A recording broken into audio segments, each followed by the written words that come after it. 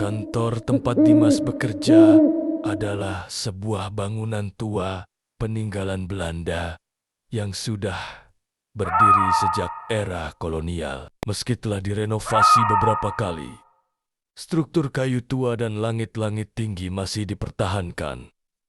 Karena nilai sejarahnya, sebagian besar ruangan digunakan untuk keperluan kerja.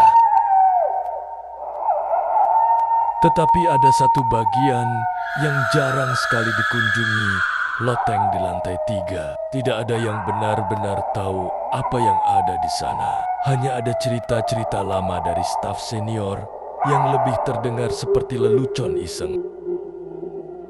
Hari itu, Dimas harus lembur karena deadline laporan keuangan yang mendesak. Kantor sudah sepi sejak pukul 8 malam. Hanya lampu di ruangannya yang masih menyala.